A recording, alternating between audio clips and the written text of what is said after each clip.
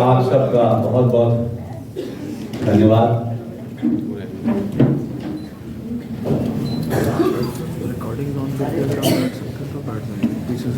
जब जैन समाज हम जैसे लोगों को बुलाने लगे और खुद भी सुनने लगे तो ये दुनिया का सबसे बड़ा बदलाव है।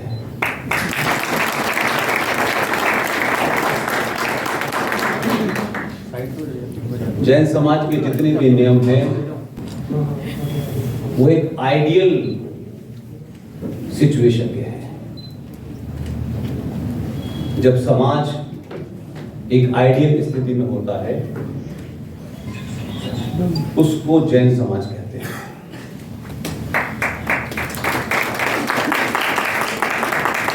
लेकिन किसी भी समाज, किसी भी राष्ट्र, किसी के देश में एक ऐसा समय आता है जब आपको अपनी मान्यताएं, परंपराओं को कुछ देर के लिए भूल जाना चाहिए और शत्रु जिस भाषा में समझना चाहता है उसी भाषा में समझाना चाहिए।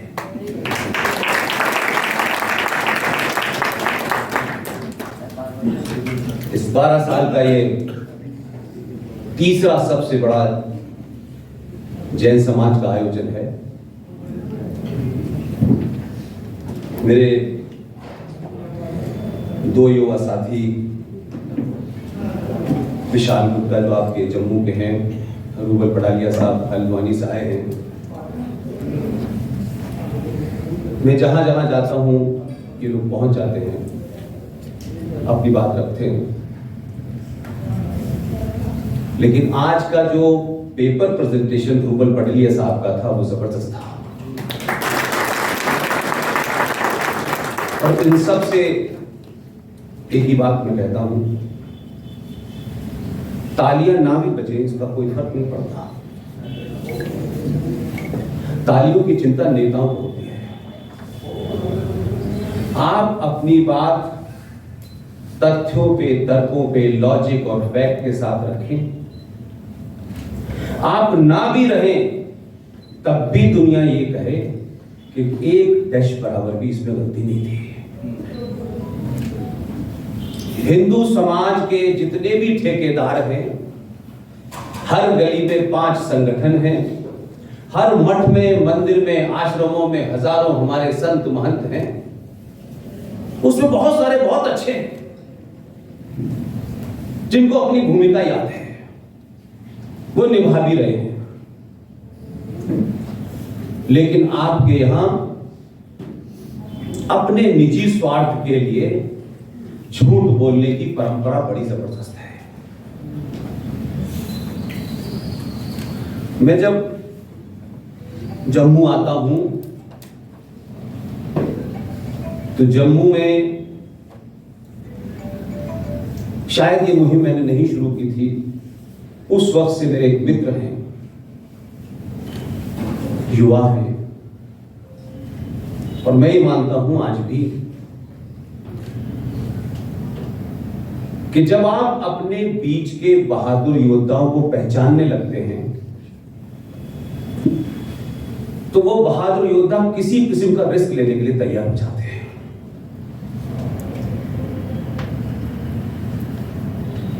वो किस पार्टी में हैं, किस संगठन में हैं, ये मेरे लिए कभी महत्व नहीं रहा।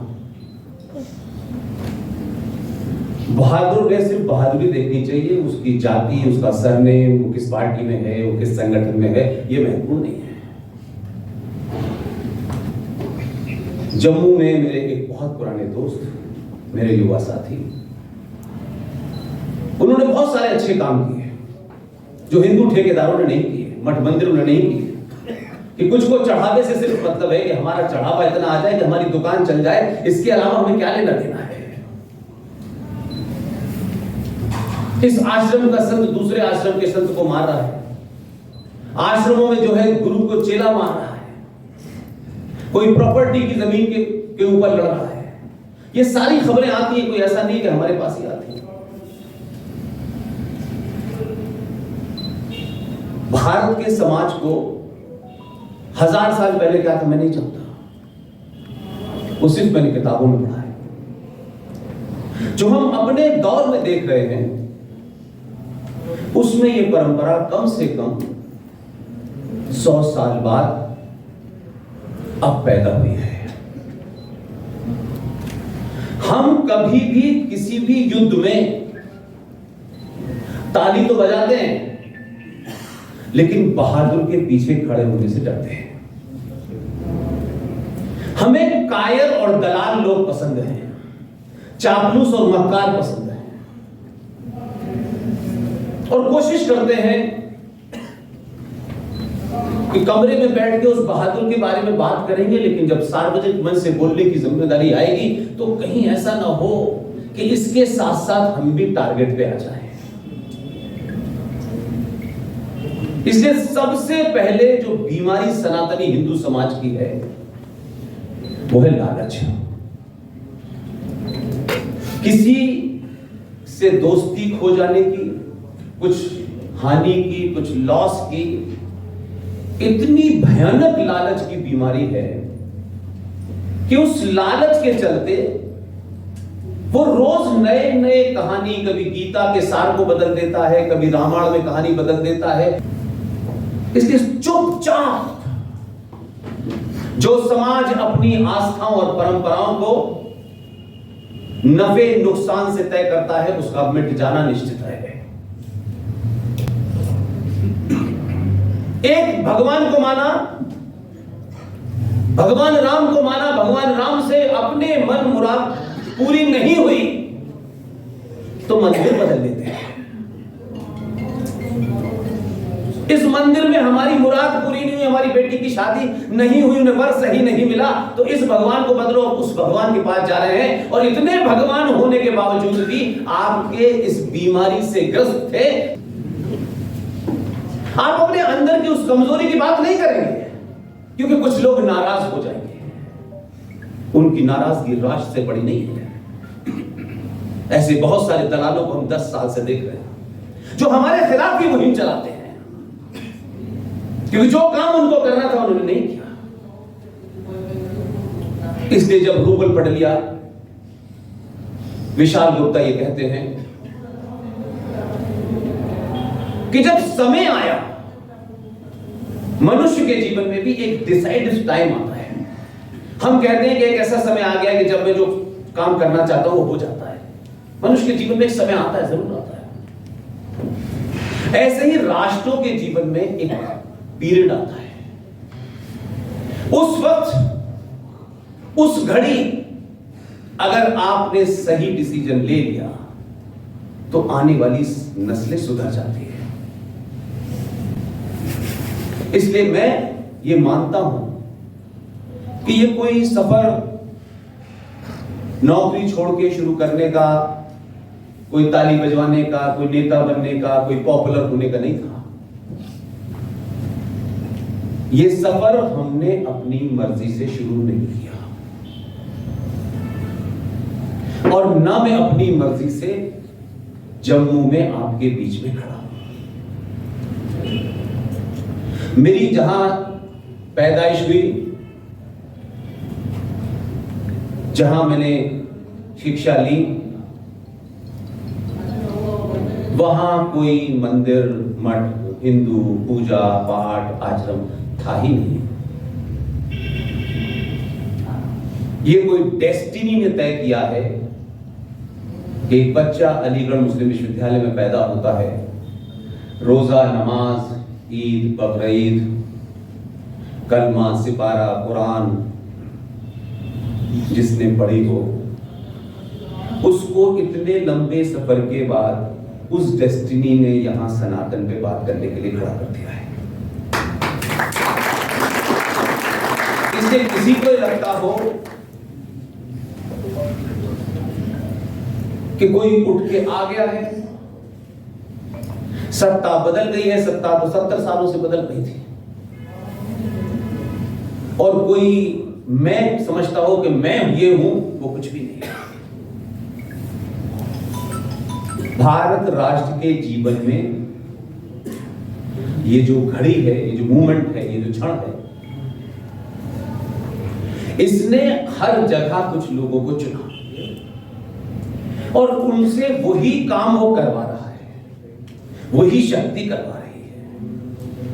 आप यहां अपनी मर्जी से नहीं बैठे हैं। क्या आपको लगा कि आज टाइम पास करने के लिए चलिए सुनिए? जो यहां आने के बाद भी यहां नहीं है, उनके भाग्य में ये नहीं होगा। हम सब यहां किसी सरकार के डर से, कोई तनख्वाह बढ़ जाएगी मेरी स्पीच सुनने से, यहां आने से किसी का कद बढ़ जाएगा, ये नहीं होने वाला। बल्कि मुझे इतनी उम्मीद है कि जिस सच्चे मन से आप यहां बैठे हैं, अगर आप यहां से जाएंगे और जितनी बातें रूबल साहब ने अपने अंदाज में रखी हैं, विशाल जी ने रखी हैं, मैं कुछ रखूंगा, उसका 1% भी अगर आपके यहां चला गया तो रात में नींद नहीं आएगी। और अगर नींद आती है तो फिर आप खामखा अपना टाइम वेस्ट करने आए हैं, ये मुमकिन ही नहीं है। इसलिए अंग्रेजी की एक कहावत है, strike while iron is hot. इस राष्ट्र के जीवन में वो समय आ गया है। और जब मैं बहादुरों की बात करता हूं तो जम्मू के लोगों के सामने बहुत साफ शब्दों में कहता हूं, आपके बीच में बहादुर है, लेकिन आप उसके साथ नहीं खड़े हैं। आप उसकी पार्टी, आप उसकी बैकग्राउंड, मुझे इससे नुकसान होगा कि नहीं होगा, कम से कम आज की राजनीति में चोला ओढ़ के हिंदुत्व के दलालों से कई हजार करोड़ गुना एक युवा साथी आपके बीच में मौजूद है, जो फारूक अब्दुल्ला के बेटे के साथ मिलकर के जम्मू कश्मीर में भू माफिया का काम कर रहे थे। वो दलालों को बेनकाब कीजिए। हो सकता है कि किसी से जाती संबंधों में से किसी का कोई फायदा पहुंचा दिया होगा, ये निजी फायदे के लिए सत्ता में आपने नहीं बैठाया था, पूरे जम्मू कश्मीर की सत्ता को बदलने के लिए बैठाया था। इसलिए मैं मेरे भाई की तरह है,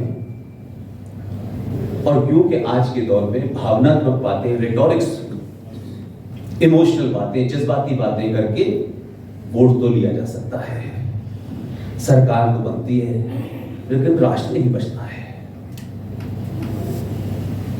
जिस शख्स ने एक कानून जो कई सालों से था, बड़े बड़े प्रवचन देने वाले, 5-5 घंटे के प्रवचन देने वाले, ऊल जलूल बातें, बेसर पैर की बातें आज के युवा के सामने कर रहे हैं, जो युवा इस संचार क्रांति के दौर में यहीं बैठे बैठे पता कर लेगा कि मंच से ये साहब बहुत भाषण दे रहे हैं, ये 4 बातें गलत कह रहे हैं। ऐसे दौर में भी उनका इतना हाई कॉन्फिडेंस है कि कुछ भी बको, क्योंकि उनका स्वार्थ राष्ट्र से बड़ा है, लेकिन ड्रामा यह है हम राष्ट्र के लिए कर रहे हैं। जब जरूरत पड़ी और उनकी तरफ देखा तो उनका भौंपू बंद था। जब हमारी बहन नुपुर शर्मा को जिहादी पूरे हिंदुस्तान में और जम्मू की मस्जिद पे खड़े होकर के सर तन से जुदा के बारे में कह रहे थे, उन दलालों के मुंह से एक लाइन नहीं निकली कि नुपुर हमारी बहन है, नहीं निकले। किसी मंदिर से, किसी मठ से, टेलीविजन में बयान देने वाले बहुत से चोगा पहने हुए लोग, कोई खड़ा नहीं हुआ। इसलिए आपके यहां नुपुर शर्मा पैदा नहीं होगी, कमलेश तिवारी पैदा नहीं होगा। उनके हत्यारों को आप भूल सकते हैं, लेकिन कमलेश तिवारी की मां ने लखनऊ की सड़कों पे खड़े होकर जब चूड़ियां तोड़ी तो कोई हिंदू नहीं गया कि बेटा तुम्हारा चला गया है लेकिन हम जिंदा हैं, कोई नहीं गया। जब आप किसी के साथ नहीं खड़े होंगे तो आपके साथ भी कोई नहीं खड़ा होगा, और हम सबकी बारी तय है। कोई ऐसा नहीं कि कोई बचने वाला है। पूरी दुनिया में भारतीय समाज एकमात्र समाज है, सनातनी हिंदू समाज एकमात्र समाज है जो सत्ताओं पे निर्भर है।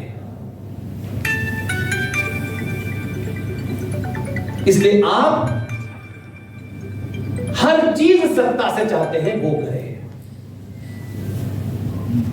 प्रवचनों में, व्याख्यानों में आज तक आपको यही डेफिनेशन नहीं पता कि देश और राष्ट्र दो अलग अलग चीजें हैं।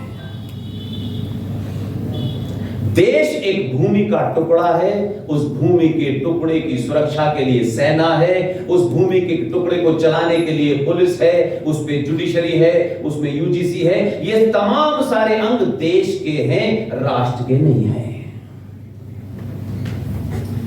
और सारे अंग जो देश को चलाते हैं वो सरकार द्वारा पेड होते हैं, तनख्वाह लेते हैं तब करते हैं। और राष्ट्र क्या है? राष्ट्र का सरकार से कोई लेना देना नहीं है। कायर, डरपोक और लालची समाज कभी भी न राष्ट्र बचा सकता है न देश बचा सकता है। राष्ट्र आपकी आस्थाओं से, परंपराओं से, सरोकारों से, मान्यताओं से चलता है। और राष्ट्र का सर्वोच्च पद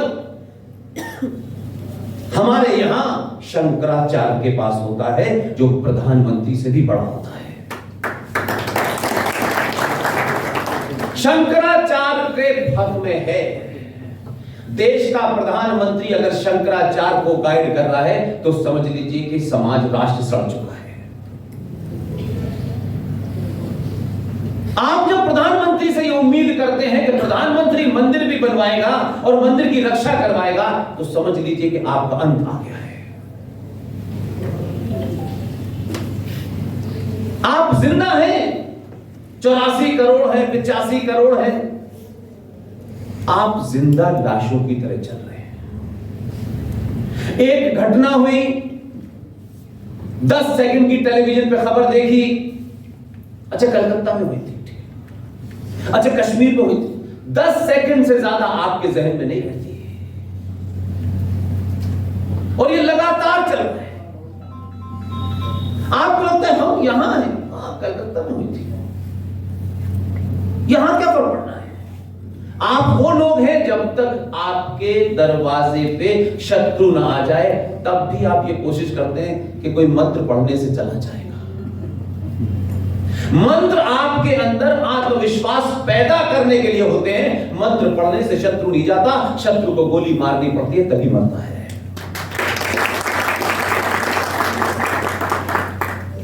ये किस मठ में और किस मंदिर के अंदर कभी आपने किसी से सुना ही है?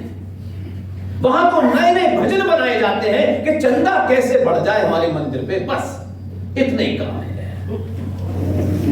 कई मंदिरों के ऊपर तो हाल ये हो गया है कि पंडित जी बिजी हैं, उनको पूजा के अलावा सारे धंधे करने हैं। लाउड स्पीकर के ऊपर, टेप रिकॉर्डर के ऊपर भजन लगाए और चले गए, और शाम को पैसे आए चल दिए। यही उनका हिंदुत्व है। आप शत्रु से नहीं सीखते। आप दुनिया में नहीं, इस ब्रह्मांड में आपसे न पहले कोई था न आपके बाद कोई होगा। आपकी स्थिति ऐसी है कि अगर मैं उसको सरल भाषा में समझाऊं, सनातनी हिंदू को कौन डरा रहा है? जैसे सूरज को जुगनू डरा रहा हो, आपकी स्थिति है। जुगनू का जीवन मात्र 24 घंटे का होता है, लेकिन रोज जुगनू आपके सूरज को चुनौती देता है और सूरज उसे कई कारण देता है, नहीं मैं ऐसा हूं, मैं वैसा हूं। मैं सिर्फ ये कहना चाहता हूं, जम्मू में जो हीरो है, जो आपकी बात रखता है, और वो बात किसी जीतने चुनाव के लिए नहीं रखता। जब न उसने कोई दल बनाया था, न कोई संगठन बनाया था, मैं तब से उसे जानता हूं, इसलिए उसका नाम है अंकुर शर्मा।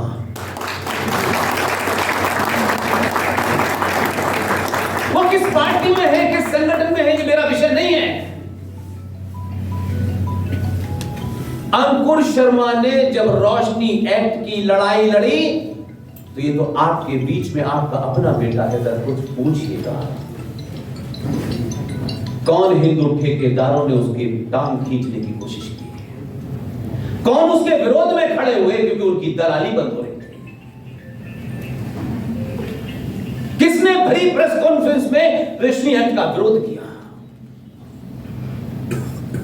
किसने भारत के इस क्षेत्र में जो आपका सबसे बड़ा वैष्णो देवी का मंदिर है, उस मंदिर ट्रस्ट में जिहादियों का विरोध किया, हिंदुओं के ठेकेदारों ने अंकुर शर्मा का विरोध किया।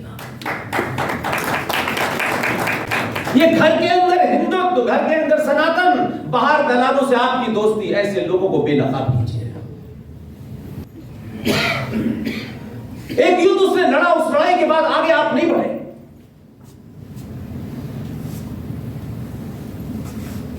ये संकट है और इस सब के पीछे है आप में लालच। देवी की पूजा करने से सोने की थाली आपके घर में नहीं आएगी। देवी आपको शक्ति दे सकती है, सोना नहीं दे सकती। अपने योद्धाओं को पहचानिए। ये घड़ी बहुत लंबी नहीं है, एक आदमी ने ठेका नहीं ले लिया है। वो आएगा, बस वही करेगा, सब बात तो वही बोलेगा। वो यहां तिरुपति का मंदिर भी वही बनाएगा। हमारे अपने मंदिरों पे चढ़ावा जो जा रहा है वो कहां जा रहा है? रूबल ने पूरी आपकी डिटेल रखी आपके सामने। हम किस चीज के चक्कर में भाग रहे हैं, हमको यही समझ में नहीं आ रहा है। शर्मा जी के घर पे 2 गाड़ियां खड़ी है तो ठाकुर साहब के पेट में दर्द है, और ठाकुर साहब के घर का 2-4 मंजिल का मकान है तो शर्मा जी के पेट में दर्द है। इस बीमारी से बाहर निकलो। ये साइंटिफिक लॉजिक है कि जो मनुष्य लालची होता है, लालच की प्रवृत्ति होती है कि लालची मनुष्य कभी भी अपने शत्रु को से लड़ता नहीं है। लालची मनुष्य कायर होता है और कायर आदमी अपने शत्रु से विरोध नहीं करता है, उससे समझौता करने की बात करता है। जितने भी दलाल आए यहां और वहां, मैं किसी का नाम लेना नहीं चाहता, बहुत लोगों को बड़ा बुरा लग जाएगा। निजी रिश्ता किसी से हो सकता है, वो एक अलग बात है। निजी रिश्ता राष्ट्र तय नहीं करता है। इसलिए आपके यहां इतने कानून बने, इसकी चर्चा कथाओं में नहीं हुई। मां बहनें जाकर के 5-5, 4-4 करोड़ रुपया दे करके उसको आती है मुरारी बापू जैसे फ्रॉड को।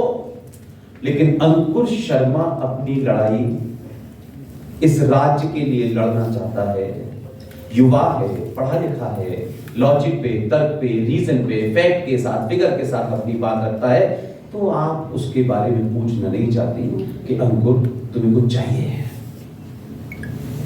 हो सकता है अंकुर को कुछ ना चाहिए, लेकिन ये जब पूछेगी ना आपसे, उसमें करोड़ों गुना शक्ति बढ़ जाएगी।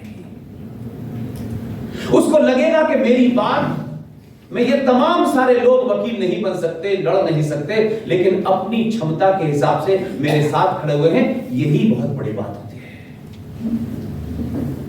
आप किसी की तारीफ पीठ पीछे करने में बहुत कंजूस हैं, और जब मैं आप कह रहा हूं तो ये मत समझिएगा कि मैं जम्मू के लोगों से कह रहा हूं, ऐसा नहीं, क्योंकि मुझे मालूम है ये भाषण भी दूर दूर तक जाएगा। मैं सनातनी हिंदू समाज की बात कर रहा हूं। आप तारीफ करने से इतने कतराते क्यों हैं यार? तारीफ तो इतनी करो कि दूसरा ये कहे कि यार अब मेरे पास कोई रास्ता नहीं बचा। ऐसे भी योद्धा हैं जो नौकरी करते हैं, टेलीविजन में करते हैं, जो उस मालिक की लाइन है उसको भी चलाते हैं, लेकिन उस लाइन के बीच में से अगर उनको आधी लाइन भी राष्ट्र के लिए बोलनी पड़े तो वो इसकी चिंता नहीं करते कि नौकरी नहीं रहेगी। मेरी इनसे दोस्ती इसलिए नहीं है कि ये किसी बड़े टेलीविजन में नौकरी करते हैं, मैंने कभी इनके साथ काम नहीं किया, लेकिन मैं जब इनकी रिपोर्टिंग देखता हूं तो मुझे उसकी बिटवीन द लाइन्स मुझे सनातन समझ में आता है, इसलिए मैं इनकी तारीफ कर रहा हूं। ऐसे बहुत सारे लोग हैं देश के अंदर और ये परंपरा कोई आज की नहीं है। हमने कभी सावरकर के साथ नहीं खड़े हुए, हम सुभाष के साथ नहीं खड़े हुए, हम पटेल के साथ नहीं खड़े हुए, हम मक्कार नेहरू के साथ खड़े हुए। और ये कभी सवाल नहीं पूछा कि नेहरू जी का 14 नवंबर को जन्मदिन हुआ था। आप लोग कश्मीरी के नाते इमोशनल मत होइएगा नेहरू जी को लेकर, कोई इमोशनल होने की आवश्यकता नहीं। मैं कोई बात बिना तथ्य के नहीं कहता क्योंकि उनसे मेरा कोई निजी झगड़ा नहीं। नेहरू जी प्रधानमंत्री थे, पहले प्रधानमंत्री थे, और आपको आज तक यही नहीं पता कि उन्होंने पहली बार शपथ कब ली थी। लेकिन हम चला गए, विजनरी थे, उनकी विजन कहां तक जाती थी सारी महिलाएं जानती हैं। उसमें कौन सी ऐसी बात है, कोई छुपी उनकी किताबों से पता चलता है, हमने थोड़ी लिखी है। आप 6 एक घटनाएं हैं जिनका सिलसिला मैं आपको बताता हूं, जिसके कारण हम बहुत सारे कष्ट भोग रहे हैं। 1946 की 6 घटनाओं को अगर आप क्रमबद्ध करेंगे तो आपको समझ में होगा कि जो आज आपके साथ हो रहा है वो यही होना था। जनवरी 1946 में ब्रिटिशर्स ने यह ऐलान किया कि हम शीघ्र ही भारत को सत्ता सौंपने वाले हैं। जनवरी में ये कहते हैं और मार्च के अंदर पूरे देश में चुनाव होता है 15 प्रांतीय असेंबलियों का। बहुत कितनी ऑर्गेनाइज तरीके से अंग्रेजों ने खेल किया, और उसमें जो उनके यहां दलाल यहां बैठे थे, हिंदी में दलाल शब्द ज्यादा अच्छा लगता है ताकि उसका इंपैक्ट पड़े कि दलाल कौन होते हैं। वो दलाल कोठों पे भी होते हैं, वो सत्ताओं में भी होते हैं। मार्च 1946 में चुनाव हुआ प्रांतीय असेंबलियों का। देश में 15 प्रांतीय असेंबली थी और उनकी कुल संख्या सीटों की 1585 थी। उसमें से 492 सीटें मुसलमानों के लिए रिजर्व थी। चुनाव हुआ, 492 सीटों में से 429 सीटें मुस्लिम लीग ने जीती, बाकी सीटें कांग्रेस पार्टी ने जीती। मुसलमानों को उस दिन ये पता चल गया था कि हमारे ख्वाबों का पाकिस्तान, जिसका रेजोल्यूशन उन्होंने 23 मार्च 1940 को लाहौर में मुस्लिम लीग की सभा में पारित किया था, और जिन्ना उस वक्त अध्यक्ष था। पाकिस्तान बनने का रेजोल्यूशन 23 मार्च 1940 को लाहौर के उसमें प्रस्ताव पारित हुआ था रेजोल्यूशन में। और उसके बाद उन्होंने ये तैयारी की, और उनको जब ये पता चल गया कि हम वोट के माध्यम से तो पाकिस्तान नहीं ले सकते, तो देखिए कि किस तरीके से ब्रिटेन से जो जो चीजें भेजी जा रही थी उसको यहां उन लोगों ने कैसे इंप्लीमेंट किया। चुनाव हो गया, अप्रैल आया, तो जिनको हम पिताजी कहते हैं, हमने मां का पति हो सकता है, एक तरफ भारत मां है हमारी और ये पिताजी हैं। पिताजी का कोई हमको डॉक्यूमेंट नहीं मिलता पिछले 20 साल से रिसर्च में कि इनको कब पिता बनाया गया, ना हमारी मां ने बताया। वो पिता है, चलिए हम मान लेते हैं पिता है। आप सोचिए कि पिताजी ने किसके कहने से खामोशी के साथ अप्रैल में, जब कांग्रेस पार्टी ने यह घोषणा की कि कांग्रेस पार्टी के नए अध्यक्ष का चुनाव होना है, क्योंकि उस वक्त मौलाना अबुल कलाम आजाद कांग्रेस पार्टी के अध्यक्ष थे, वैसे 2 साल के लिए अध्यक्ष चुना जाता था, लेकिन क्योंकि जिन्ना ने 23 मार्च 1940 को ये स्टेटमेंट दिया पाकिस्तान के रेजोल्यूशन के बाद कि कांग्रेस पार्टी के जो मुसलमान हैं वो नकली मुसलमान हैं, असली मुसलमान तो मुस्लिम लीग के साथ हैं। ये कहने के बाद फूल वाले चचा को लगा कि मुझे मेरी छवि खराब होने वाली है। उन्होंने मौलाना आजाद को अध्यक्ष बनाया और मौलाना 1940 से 1946 तक देश के कांग्रेस पार्टी के अध्यक्ष रहे और अप्रैल में यह घोषणा की कि नए अध्यक्ष का चुनाव होगा। और उस अधिसूचना के बाद, इसलिए मैंने कहा कि जब आप पार्टियों के नजरिए से देखेंगे, क्योंकि मेरे इस पूरे डिस्कोर्स में ना कोई पार्टी है ना कोई संगठन है, मेरे पूरे डिस्कोर्स में राष्ट्र है, इसलिए मुझे किसी की चिंता नहीं होती किसको बुरा लगेगा किसको अच्छा लगेगा, ना ही किसी से मेरी कोई पर्सनल इल विल है। मैं उन कांग्रेसियों को धन्यवाद करता हूं जो अननोन हैं, जिन्हें ना आप जानते ना मैं जानता, लेकिन मैं नहीं भी जानता तब भी हर मन से कहता हूं वो कौन महान कांग्रेसी थे जिन्होंने नेहरू को 1946 में अध्यक्ष पद के लिए उम्मीदवार तक नहीं बनाया। तब पिताजी ने अपने पिता होने का नाजायज फायदा उठाया और कहा कि मैं चाहता हूं कि नेहरू चुनाव लड़े। और नेहरू जी को बाद में शामिल किया। कांग्रेस पार्टी ने अपना उन्हें अधिकृत उम्मीदवार नहीं बनाया, लेकिन जब पिताजी अड़ गए, क्योंकि उनकी तार टेलीफोन इंग्लैंड से आ गया था, तो पिताजी ने नेहरू जी को उम्मीदवार बनवा दिया। लेकिन फिर मैं कहता हूं, आज भी मैं कहता हूं बात कि उनके कौन लोग हैं, रिश्तेदार नहीं है, लेकिन ये बात उन जो लोग रहे होंगे वो आज नहीं है इस दुनिया में, मैं किसी को नहीं जानता। लेकिन अगर कभी कोई किसी इतिहास की बात होगी तो ये जरूर कहेंगे कि कुछ लोगों ने उनकी तारीफ की थी। अप्रैल में घोषणा हो गई और उसके बाद में चुनाव के लिए 15 प्रांतीय असेंबलियों से जब 15 वोट डाले गए तो ताज्जुब होगा कि 15 में से जो गांधी जी के सबसे नजदीकी थे, बहुत समझदार थे। कपड़े कम पहनने से आदमी ईमानदार नहीं होता है। गांधी जी ने यह जानबूझ करके, उनके सबसे क्लोजेस्ट आदमी थे जो उनके हर समय, जब वो अफ्रीका गए तब भी उनके साथ थे। और मैं उस आदमी को इसलिए याद देता हूं, उनके परिवार के लोग जीवित हैं नहीं जीवित हैं मैं नहीं जानता। इस किताब को ढूंढने में सालों लग गए मुझे। तब तक मैंने कभी सार्वजनिक मंचों से उसको बोला नहीं।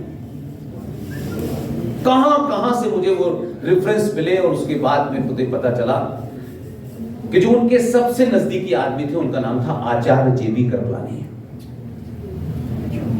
गांधी जी कोई बहुत भगवान नहीं थे। मैं इस मंच से कोई शब्द कर दूंगा तो कल से यही चलेगा पूरे देश में। गांधी जी ने जानबूझकर आचार्य जेबी कृपलानी को 15 वोट जो पड़े थे 15 प्रांतीय असेंबलियों के, उनकी गणना के लिए अध्यक्ष अस्थायी तौर पे बनाया कि आपकी देखरेख में ये प्रोसीडिंग होगी और नए चुनाव की चीजें आपको देखनी है। कृपलानी को बनाया क्योंकि उनको लगता था ये मेरा सबसे खास आदमी है, लेकिन मैं कृपलानी को आज भी सैल्यूट करता हूं। वो बने, लेकिन गांधी की बेईमानी नहीं हुई। 15 पेटियां खुली और जब उसमें से वोट निकले तो एक वोट आचार्य जेबी कृपलानी को मिला, एक वोट आज के भाषा में नोटा को मिला और 12 वोट सरदार पटेल को मिले।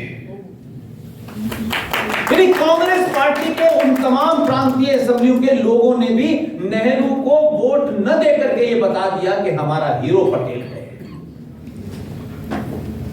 लेकिन क्योंकि ग्रेट ब्रिटेन से डुगडुगी चल रही थी, देख रेख में लोग बैठे थे, गांधी ने चिट लिखी और कहा कि पटेल इस्तीफा दे दो। 2 बार चिट लिखी बेहयाई के साथ। अगर कोई घर में बड़ा आदमी बेहया हो जाए तो छोटे के लिए बड़ा मुश्किल होता है उसका विरोध करना। वो बेहया हुए और उसके बाद में कृपलानी ने जब पटेल को दूसरी चिट दी तो पटेल ने वो चिट फाड़ी और चले गए, क्योंकि उनका भाव ऐसा नहीं था कि वो गांधी को अपने सामने बुरा भला कहे, नाराजगी के साथ चले गए। और तब फूल वाले चचा इस देश के अध्यक्ष बने और 2 सितंबर 1946 को लॉर्ड वॉविल ने नेहरू को देश के पहले प्रधानमंत्री के रूप में शपथ दिलाई। आचार्य जेबी कृपलानी को मैं इसलिए सच्चा आदमी मानता हूं, उन परिस्थितियों में वो कैसे रहे होंगे, क्या क्या उनकी मजबूरियां रही होंगी, कितने दबाव होंगे, किस तरीके के डर होंगे, लेकिन आचार्य जेबी कृपलानी अपने जाते जाते एक बड़ा अच्छा काम ये कर गए कि उन्होंने एक किताब लिखी और उस किताब का नाम है Gandhi his life in his thought, और उस किताब के पेज नंबर 248, 249 और 250 पे गांधी जी की ये गंदगी लिख के गए। तो उन्होंने ये किया, वो किताब भारत सरकार ने छापी और गायब हो गई, क्योंकि उनके ही रिश्तेदार सत्ता में बैठे हैं। लेकिन इस संचार क्रांति के दौर में किसी ने पीडीएफ उसकी कॉपी मिली और उसको हम लोगों ने पूरा पढ़ा, तब पता चला कि ये जघन्य अपराध कोई ऐसा नहीं है। तो ये जो कर रहे हैं उनके वंशज जो हैं, जो बताते हैं आपने नेहरू भेजा था कब गांधी बने पता नहीं चला। इसलिए जब आप उन बहादुरों की बात नहीं करेंगे, समाज नहीं करेगा, तो सत्ता में लोग बैठे हुए अपने स्वार्थों के हिसाब से चीजें तय करते हैं। और हम 15 अगस्त 1947 को ये देश आजाद हुआ है, खूब ढोल बजा रहे हैं, स्कूलों के अंदर 15 अगस्त का झंडा फहर रहा है, भारत माता की जय, कुछ लड्डू वड्डू हमारे जमाने बढ़ते थे, वो भी खत्म हो गए। आप दिल्ली में 3 मूर्ति जहां किसी के जाने को इजाजत नहीं थी, या नहीं जवाहरलाल नेहरू देश के प्रधानमंत्री के रूप में उस 3 मूर्ति में रहे, और जब उनके बाद लाल बहादुर शास्त्री प्रधानमंत्री बने तो 3 मूर्ति में रहने नहीं दिया। ये तुम्हारे लिए नहीं है, वो वहां नहीं रहे। लेकिन समय में मैंने वही कहा कि ये मूवमेंट आ गया है।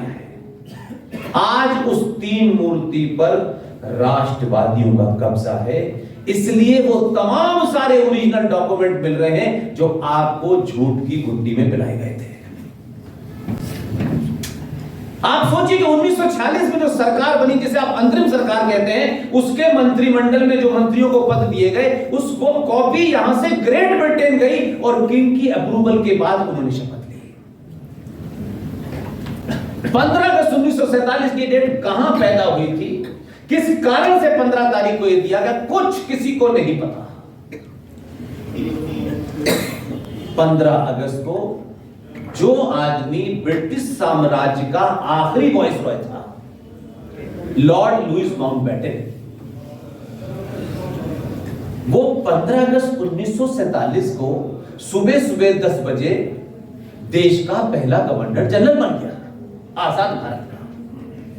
इसलिए आपकी शत्रुता किसी से हो सकती है, लेकिन शत्रुता और मोहब्बत में एक ही फैक्ट है, वो सच की बुनियादों पे हो। पाकिस्तान को आप कुछ भी कह सकते हैं। पाकिस्तान में कहा गया कि लॉर्ड माउंटबेटन आपका गवर्नर जनरल होगा, इसका इस 2 कौड़ी के आदमी को नहीं मानते, हम आजाद मुल्क हैं, हम अपना गवर्नर जनरल तय करेंगे। और उन्होंने अली मोहम्मद जिन्ना को अपना पहला गवर्नर जनरल बनाया। हम बहुत महान लोग थे, पहला गवर्नर जनरल बना के उसकी ताजपोशी की। और यहीं तक नहीं किया, जम्मू में नेहरू के बारे में बोलना आसान काम नहीं है। 15 अगस्त 1947 को भारत आजाद नहीं हुआ है। जिस दिन भी हिंदुस्तान का कोई आदमी मुझे वो डॉक्यूमेंट दिखा देगा, उस दिन मेरा आखिरी भाषण होगा। और आज अवेलेबल है सारी चीजें। मैं किसी बुनियाद पे नहीं कहता जब तक डॉक्यूमेंट इकट्ठा न करूं। इसलिए मैं आपके सामने रखूंगा, ताकि कल कोई ये नहीं कि पुष्पेंद्र जी को आप सुन रहे थे, आप तो बड़े चैनल में काम करते हैं दत्ता साहब, आपके सामने पुष्पेंद्र जी झूठ बोल के चले गए। मैं ये मौका नहीं दूंगा। यहां बैठा हर एक आदमी इस जब सभागार से बाहर निकले और मेरी बात को आपस में शेयर भी करे तो उसके साथ फैक्ट, फिगर, टाइम, डॉक्यूमेंट होना चाहिए। ये डॉक्यूमेंट है, इसमें फूल वाले चचा के साइन हो रहे हैं और ये चिट्ठी लिखी गई है। ये जो हमने डॉक्यूमेंट निकाला है, ये जो क्लेमेंट एटली यूनाइटेड किंगडम के प्रधानमंत्री थे, उनकी कैबिनेट मीटिंग का पर्चा है। ये वहां से निकाला हुआ है और नीचे उनके साइन हो रहे हैं, चचा के हैं। और इस पे नीचे लिखा हुआ है prime minister of the dominion of India. और इस चिट्ठी के ऊपर डेट पड़ी हुई है 28 अप्रैल 1948। इस चिट्ठी पे डेट पड़ी हुई है, नीचे भी डेट पड़ी हुई है, राइट। इसमें क्या लिखा हुआ है? इसमें लिखा हुआ है अंकुर भाई कि प्राइम मिनिस्टर ये चिट्ठी लिख रहे हैं क्लेमेंट एटली को 1948 में, और ये फरमा रहे हैं, इसका सार बता देता हूं कि लॉर्ड माउंटबेटन का transfer as a governor general Bhutan हो गया है। महामहिम, मैं आपसे अनुरोध करता हूं, आपकी अनुमति चाहता हूं कि लॉर्ड माउंटबेटन के बर्मा में जाने के बाद मैं आपसे आज्ञा चाहता हूं और आपका अनुमोदन चाहता हूं कि बंगाल के गवर्नर चक्रवर्ती सी राजगोपालाचार्य को भारत के गवर्नर जनरल बनने की मुझे अनुमति दी जाए। ये आजाद भारत का प्राइम मिनिस्टर 1948 में ग्रेट ब्रिटेन के प्राइम मिनिस्टर को चिट्ठी लिख रहा है। ये उनके मिनट से मीटिंग है। आप आजाद हैं? कहां पे थे आजाद? आजाद नाम रखने से आजाद हो गए थे आप?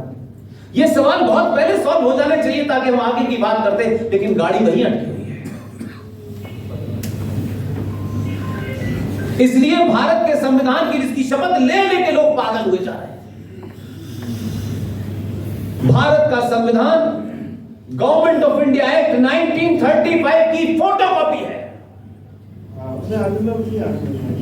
ये जो पुलिस वाले खड़े हैं, पूरे देश की जो पुलिस है, ये पुलिस आज भी 1860 के कानून से गवर्न हो रही है।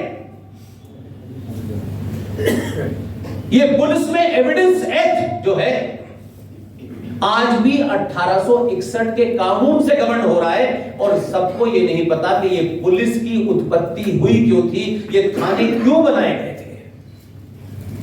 मैं आप कहेंगे मैं इतिहास की बात में क्यों जा रहा हूं मेरे भाई। अगर बिल्डिंग 70 साल में हिल रही है तो छत की कमी नहीं है, नींव में गड़बड़ है।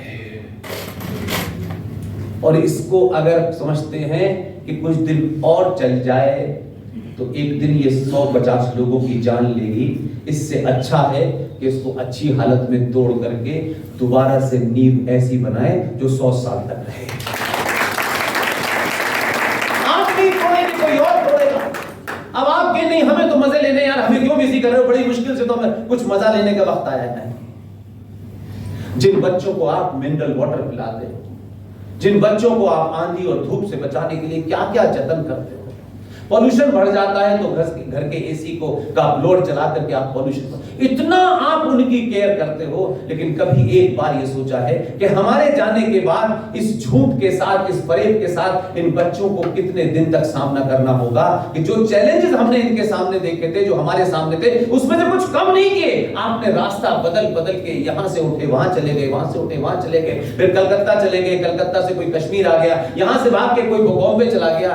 भागने वाली कौमें जिंदा नहीं रहती, उनकी मौत निश्चित है, 100% निश्चित है। ये किसी मजहब का झगड़ा नहीं है, ये क्लैश ऑफ सिविलाइजेशन है जो अमेरिकन साइंटिस्ट हैमिल्टन लिख के गया है। क्लैश ऑफ सिविलाइजेशन पढ़ लीजिए, उसमें यही लिखा है, बताया गया। यहां से मैं भूल जाता हूं सही। ये जो आपको बीमारी लग गई है, सबका दिल जीतना है। हम इतने लंबे समय से दुनिया का, कुत्ते का, बिल्ली का, सांप का भी दिल जीतते हैं। आप जिंदा तब रहेंगे जिस दिन ये तय करेंगे कि जिसको हमारे साथ रहना है वो हमारा दिल जीते, हम किसी का दिल नहीं जीतेंगे। आपको लालच क्या है भाई? ये रुपया पैसा, ये बड़ी बड़ी बिल्डिंग है, ये नहीं बचाएंगे। कश्मीरी पंडितों के पास भी था, कश्यप ऋषि के वंशजों के पास ज्ञान था। यही भारत के सनातन के बहुत सारी चीजें लिखी गई, उन्होंने मार के भगा दिया। न सरकार आई, न पुलिस आई, न सेना आई। पुलिस का मैंडेट होता है, पुलिस उस चार्टर से अलग काम नहीं कर सकती। सेना का मैंडेट होता है, सेना का आदमी का मैंडेट है कि वो बॉर्डर को सुरक्षित रखेगा। मेरी पत्रकारिता 88 की है, इसलिए मैंने आंखों से बहुत कुछ देखा है और मैं बहुत सारी बातों को जानता हूं। जो सैनिक बॉर्डर पे खड़ा था, मात्र वहां से 500 मीटर की दूरी पर महिलाओं के साथ रेप हो रहा था, उस फौजी ने अपनी बंदूक इधर नहीं की क्योंकि उसका मैंडेट नहीं था। हम डिसिप्लिन हैं। फौजी साहब, अगर इस देश में उस महिला का रेप हो रहा था तो तुमको जमीन के टुकड़े की रक्षा के लिए नहीं खड़ा किया था। समय आने पर मैंडेट, कानून, संविधान को किनारे रख देना चाहिए और युद्ध करना चाहिए। ये सब हमसे है, हम इससे नहीं है। ये संविधान मेरे लिए बना है, मैं संविधान के लिए नहीं बना है। उस संविधान में धारा 30 क्यों है? हम कितनी बातों पे भगवान राम पे सवाल उठाएंगे, सीता पे सवाल उठाएंगे, अलग अलग, क्योंकि हमारे पास अपने आप को इंगेज करना है। रियल इश्यू पे बात करेंगे तो पिताजी का झूठ पकड़ा जाएगा। इसलिए बड़ी बड़ी बातें, मैंने कहा ना, बड़े बड़े प्रवचन, इतने मठ मंदिर हमारे देश में है, दुनिया में नहीं है। 4 शंकराचार्य हैं। दुख की बात है ये। जरा एक सेकंड के लिए अपने सोचिए, हमारी आस्थाओं को में कोई बदलाव, सनातन हिंदू सभ्यता में, सनातन हिंदू सरोकारों में अगर कहीं कोई कंफ्यूजन आ रहा है, कहीं कोई क्लैश हो रहा है, उसके लिए शंकराचार्य है आखिरी अदालत। शंकराचार्य का कहा हुआ आखिरी शब्द मेरे लिए मान्य होगा, क्योंकि शंकराचार्य मेरी आस्थाओं को, मेरी परंपराओं को, मेरे सरोकारों को आखिरी उसके पास है। लेकिन दुख यह है, चवन्नी छाप चौराहे चौराहे पर जो कहते हैं कि हमने संन्यास ले लिया है, लेकिन पार्टी के टिकट की लाइन में खड़े हुए हैं। आपके अंदर का जमीर मर चुका है। मंदिर यहां से लेके वहां तक, ये आवाज एक आईआईटी खड़गपुर के टॉपर जे साईं दीपक को इसलिए उठानी पड़ी। लाखों मंदिर, हजारों हजारों साल पुराने मंदिरों में जिस पुजारी को ये डिमांड उठानी चाहिए थी, उसको इसमें कोई इंटरेस्ट नहीं था कि इस देश में कैसे मुमकिन है कि अगर 76 में रात के अंधेरे में 42nd अमेंडमेंट के तहत अगर संविधान के प्रियम्बल में, दुनिया के सारे संविधान पढ़ लीजिएगा, संविधानों में समय समय के अनुसार कुछ बदलाव होते रहते हैं, लेकिन प्रियम्बल जो होता है वो वर्जिन होता है, वो अक्षुण होता है, उसमें बदलाव नहीं होता।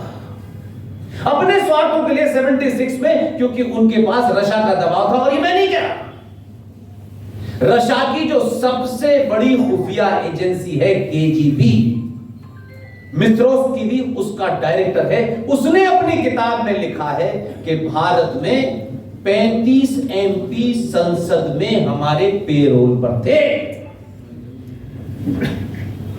सत्ताओं को क्या करना है हम बताते थे, इसलिए उस दबाव में 76 में रात के अंधेरे में 42nd अमेंडमेंट आनंद फानंद में किया, और प्रियम्बल में आपने सेकुलरिज्म और सोशलिज्म का शब्द जोड़ा। मेरा विरोध नहीं है, मैं ये फैक्ट बताना चाहता हूं, लेकिन उसमें मैं अभी कोई अपना विरोध नहीं दर्ज करना चाहता। मैं आप ही से सवाल पूछ रहा हूं, जब भारत का संविधान सेकुलर हो गया, क्योंकि 99% लोगों को यह पता ही नहीं है कि सेकुलरिज्म की अवधारणा के पीछे कहानी कहां से आई, क्यों आई, क्या बैकग्राउंड थी, इस शब्द का मतलब क्या है, इसकी उत्पत्ति कहां से हुई, इससे कोई मतलब नहीं। आज कह दिया तो देश सेकुलर हो गया, कल किसी ने कह दिया कुछ और हो गया तो हम समाजवादी हो गए। हम आदमी है, भेड़ बकरी। उस सेकुलर शब्द के बावजूद भी मैं भारत के संविधान को सेकुलर मान भी लेता हूं। तो ये तो सवाल पूछता आदमी जो हम लोग हर चीज पे बहस करते हैं। घंटों मैंने देखा है बहस हो रही है, कुतर्क, और अपने अपने स्वार्थों को बचाने के लिए सड़क पे खड़े हुए हम कुतर्क करते हैं। अपने दो कौड़ी के नेता को बचाना है तो उस पर कुतर्क करे जा रहे हैं। नेता विता आते ही जाते हैं यार, पार्टियां बनती हैं, बिगड़ती हैं, सरकारें आती हैं, चली जाती हैं, सिर्फ राष्ट्र रहता है हमेशा। ये भारत भी कई बार टूटा है। भारत के टूटने से सनातन सभ्यता नहीं टूटी। आपका शारदा माता का मंदिर कश्मीर का वहां चला गया है ना। आप नहीं गए, मैं जा चुका हूं, मेरी 10 साल की नौकरी है। आप बलूचिस्तान नहीं गए, लेकिन उसी बलूचिस्तान में हिंगला माता के मंदिर में आज भी कुछ हिंदू दिया जलाते हैं डेली। वो मेरी आस्था है। फिजिकल तौर पे आस्था को नहीं बांधा जा सकता। आस्था यहां से लेकर दुनिया के किसी कोने में भी हो, अगर आपकी आस्था जिंदा है तो सनातन जिंदा है। लेकिन आपने अपनी आस्थाओं का समझौता संविधान से कर लिया है।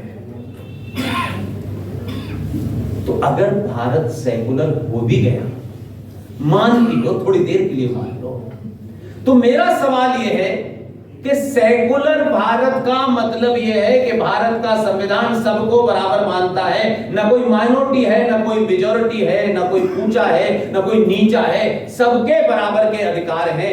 तो अब फिर मेरे साथ आपने जघन्य अपराध क्यों किया? सेकुलर भारत के अंदर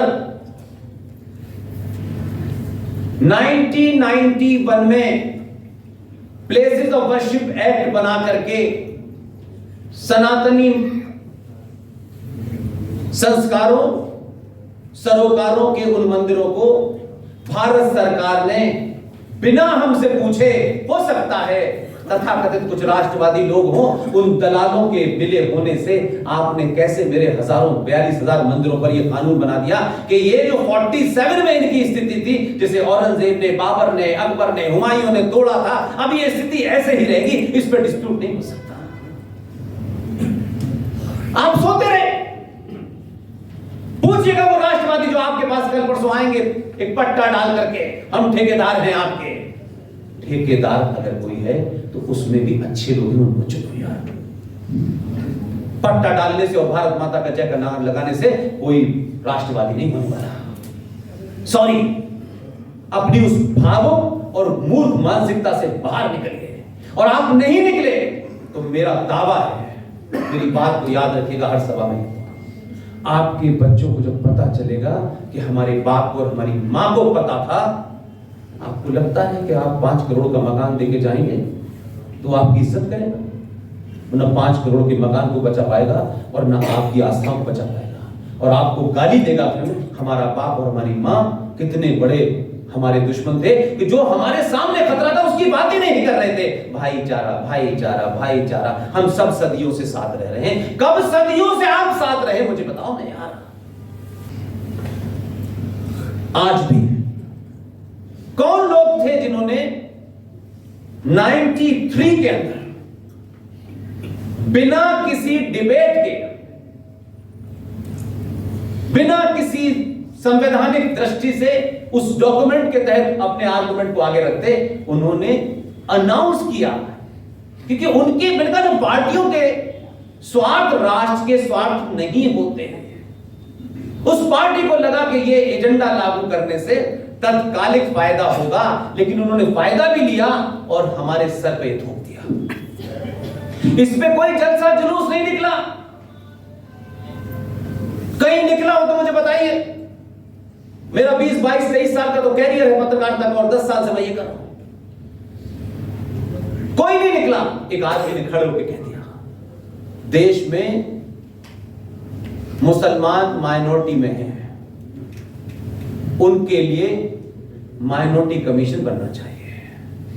अब क्योंकि ये बात थी कि उन 15 करोड़ मुसलमानों को माइनॉरिटी घोषित करना था, तो उसे सेकुलरिज्म का जामा कैसे पहनाया गया?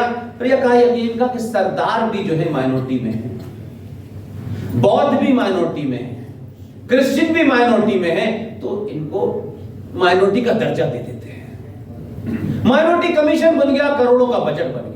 अब क्या आप मुझे बताएं, कोई बड़ा दानिश्वर बैठा हो, कोई मेरा बुजुर्ग बैठा हो, मुझसे कहा जा रहा है कि भारत सेकुलर है और सेकुलर भारत में सब बराबर है, सबके लिए जितने भी अपॉर्चुनिटीज हैं वो बराबर हैं। तो जब सब बराबर हैं तो इस देश में 15 करोड़ मुसलमानों के लिए विशेष प्रावधान क्यों है? और फिर आगे चल करके जब उनको लगा कि इसको और जस्टिफाई करना है, तो आपने 2005 या 6 में जो जैन थे कहा कि ये भी माइनॉरिटी हैं। तो बहुतों को लगा माइनॉरिटी में जाने से कुछ हमें भी खैरात मिल जाएगी।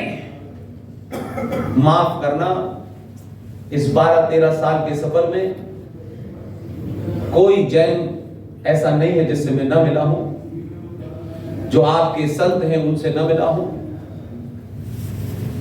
मुझे तो कभी ऐसा नहीं लगा कि जैन समाज को सरकार की खैरात चाहिए।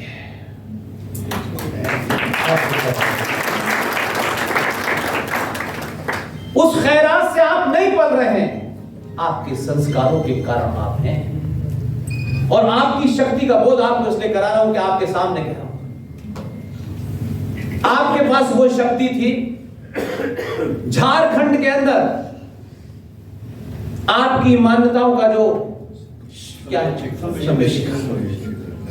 देखिए हर आदमी के पास एक अलग शक्ति होती है, सबके पास बंदूक नहीं होती है। किसी के पास पैसा होता है, किसी के पास बल होता है, किसी के पास भीड़ होती है। आप जब अपने उस बल का प्रयोग करते हैं, तो झारखंड की वो कंट्रोवर्सी हुई, तो कुछ लोगों को लगा कि जैन तो कपड़ा बांध देते हैं मुंह पे, ये कहां लड़ने वाले लोग। लेकिन आपने अपनी आर्थिक शक्ति का जब प्रचंड वहां पर प्रदर्शन किया कि राज सत्ता जैनों से कितने पैसा लेती है और हमारा कंट्रीब्यूशन क्या है और हमारी बैकग्राउंड क्या है, 48 घंटे के अंदर उनको वापस लेना पड़ा। इस सफर में बड़े बड़े मैंने जैन प्रोग्राम तय किए और सबके सामने यही कहा, और उन्होंने उस दिन से अपनी भूमिका तय कर ली है। आप निजी जीवन में क्या करते हैं नहीं करते मुझे कोई इंटरेस्ट नहीं है, लेकिन आपको भी 2005 में माइनॉरिटी घोषित कर दिया। अब उस माइनॉरिटी से आपको क्या फायदा हो रहा है नहीं हो रहा मैं नहीं जानता, लेकिन मेरा सिर्फ इतना ही कहना था कि आप एक चीज को जरा सा कभी पूछते, सरकारों से पूछते, ये पट्टेदारियों से पूछते जो यहां आए थे। ये मैं आपके मतलब की बात बता रहा हूं, क्योंकि मैं जब ऐसी चीजें ढूंढता हूं, भारत का संविधान देखा है कभी आपने? ओरिजिनल संविधान देखा है? किसी ने देखा है ओरिजिनल संविधान? भारत का ओरिजिनल संविधान जो 1950 में 26 नवंबर को पास होकर के छपा है। मैं बार बार आपको वहां ले जाना चाहता हूं कि आपको कुछ नया नहीं करना है, आपको सिर्फ सत्ता से लॉजिकल सवाल पूछना है। बनारस में जब हमारी टीम ये लड़ाई लड़ रही थी, विज्ञान व्यापी में एक तो कमाल की बात यह है, ज्ञान वापी मस्जिद। आप एकेडमिक इस्लाम कुरान की बात करें तो आपको पता चलेगा इस्लाम क्या है। खुद प्रॉफिट मोहम्मद साहब ने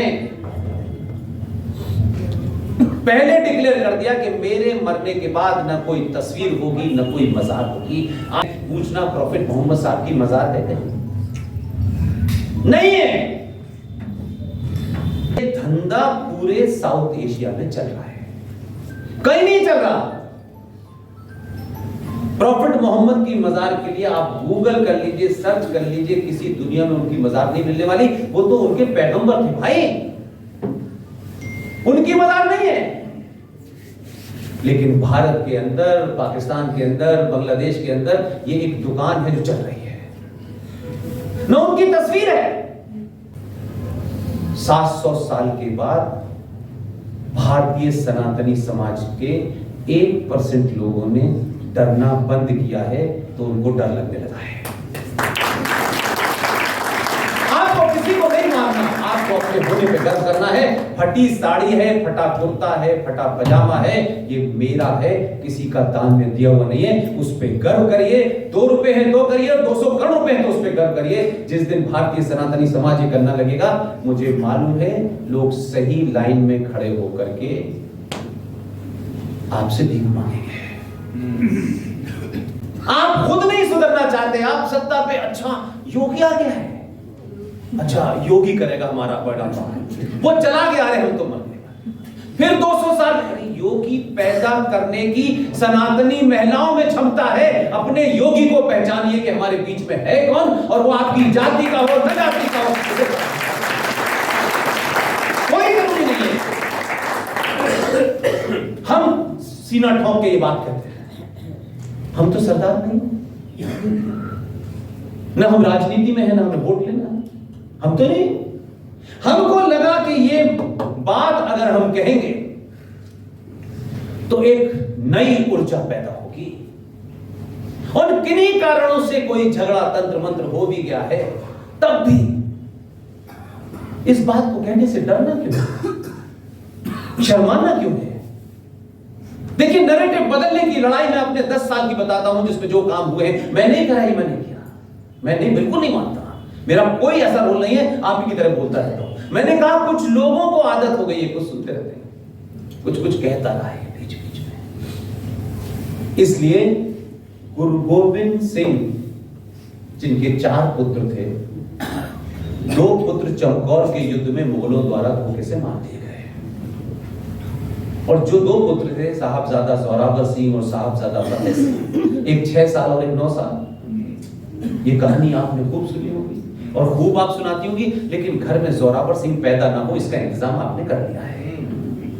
हमारा लड़का तो बड़े पैकेज की नौकरी पे अमेरिका में जाना चाहिए, तो हमने उसको दूसरे तरीके से चलाया कि चचा नेहरू 14 नवंबर को पैदा हुए, उसमें कोई बात नहीं, कभी तो होते हैं 14 नवंबर को भी, कोई हमको उसमें एतराज नहीं है। लेकिन जो हमारा ऑब्जेक्शन था, ये था कि भारत के मासूम बच्चों ने ऐसा क्या अपराध किया है कि आप चचा नेहरू के जन्मदिन को कहते हैं ये बाल दिवस है।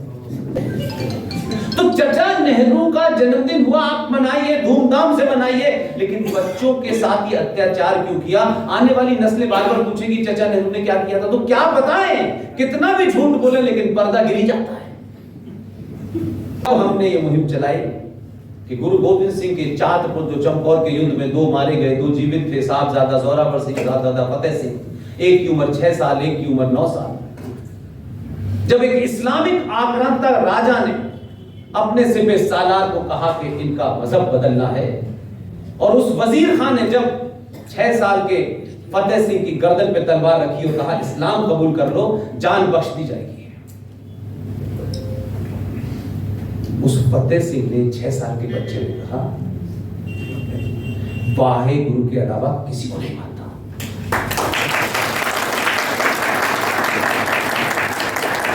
उनकी गर्दन कलम हो गई, दीवार में चिनवा दिए गए।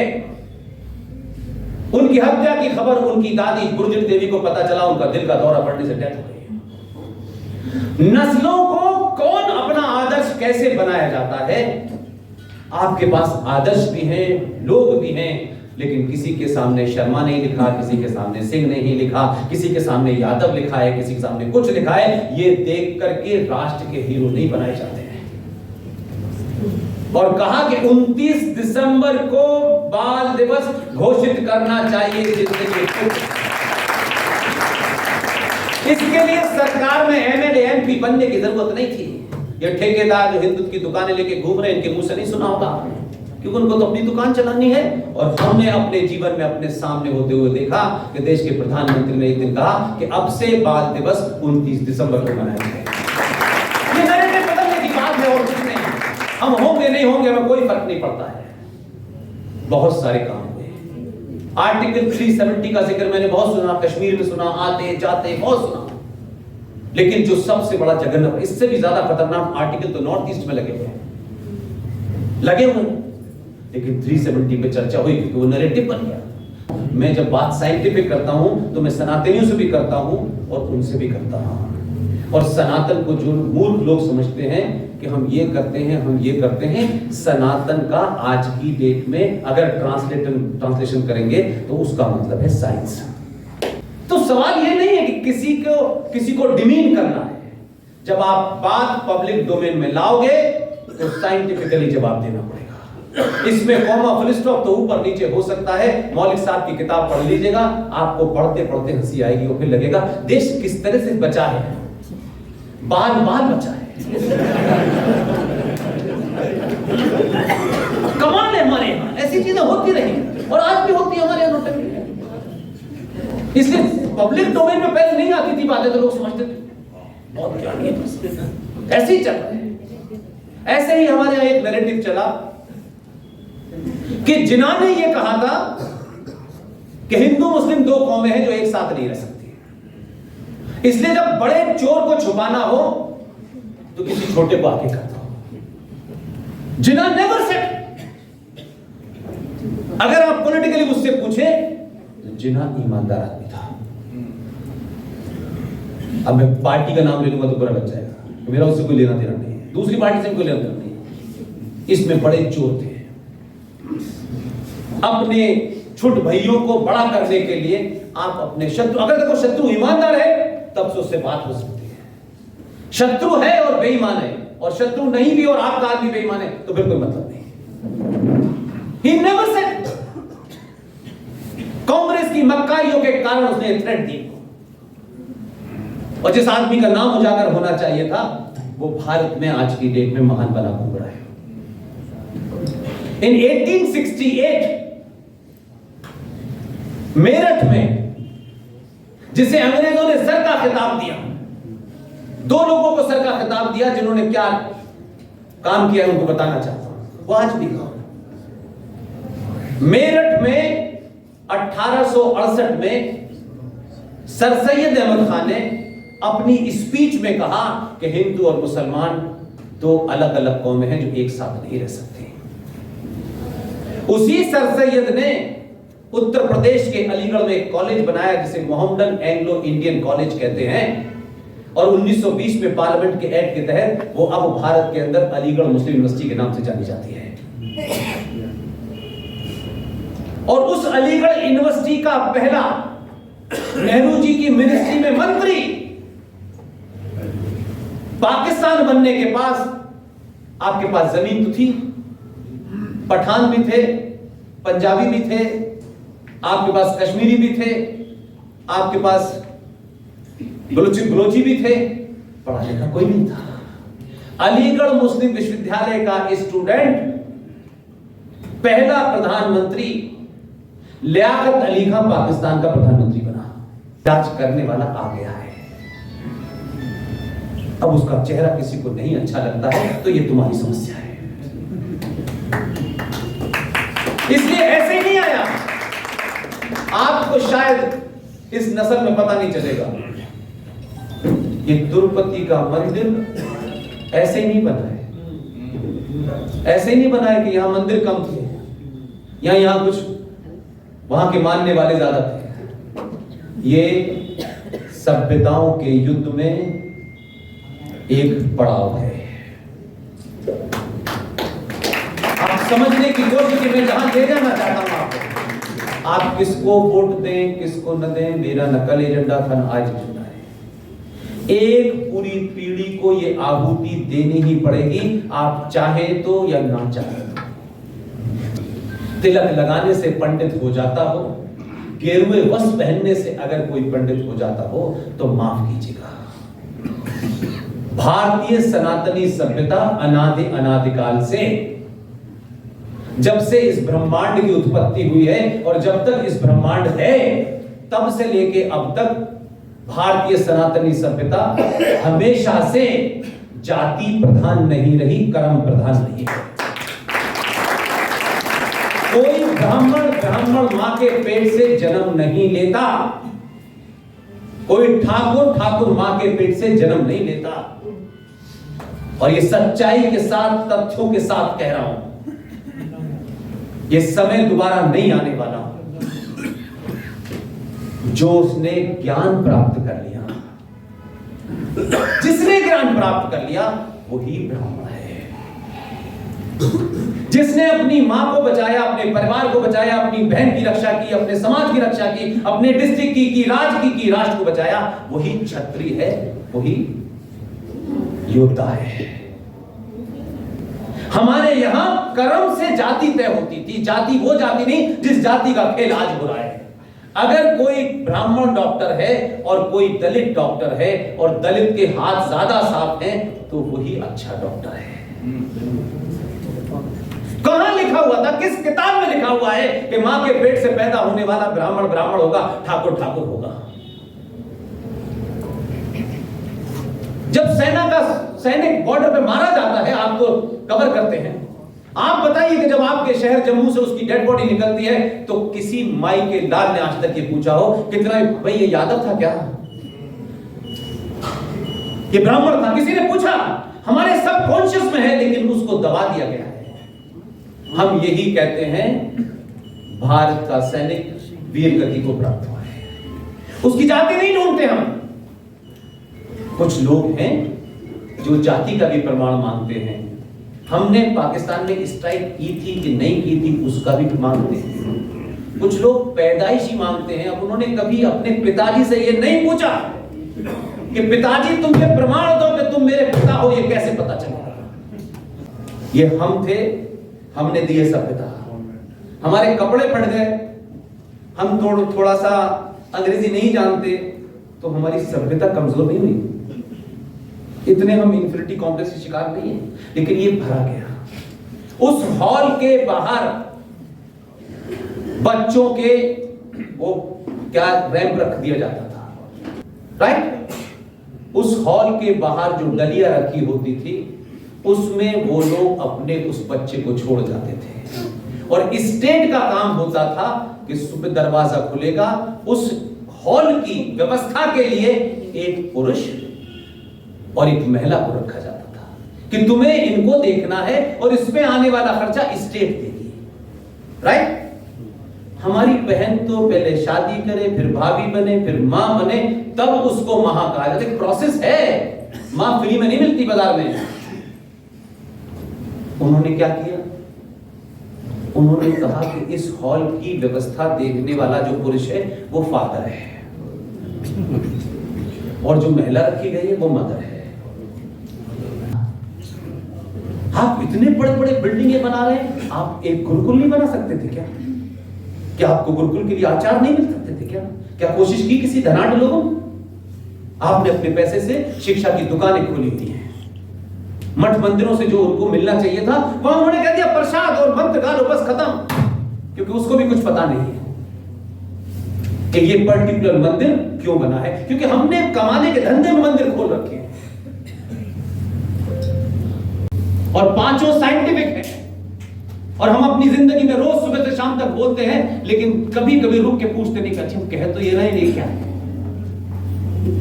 सनातन 5 तत्वों का है और वही 5 तत्व मेरे और आपके शरीर में है कि अब से भारत के हर नागरिक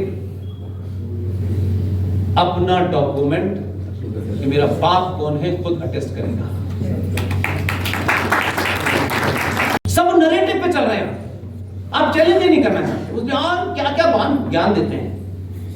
रमजान जो है वो मोहब्बत का, भाईचारे का, सैक्रिफाइस का फेस्टिवल। एग्री कर रहे हम।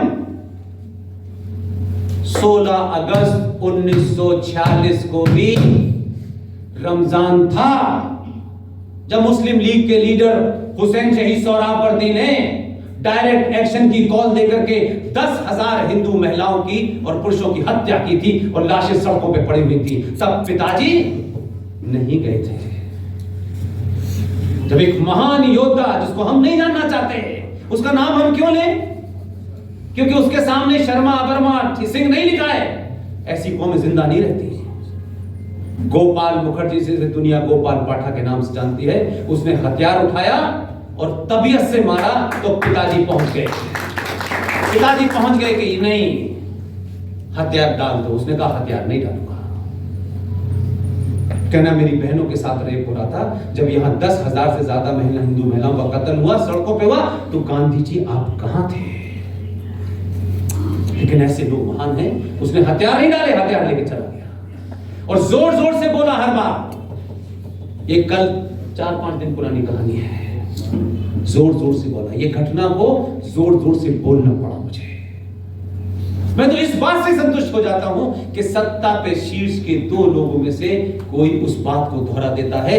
अभी अभी नंबर 2 कलकत्ता में गया और उसने कहा कि सोहरावर्दी ने 10,000 हिंदुओं की हत्या की और योद्धा गोपाल पाठक ने उसका सामना किया। मेरी बात चली।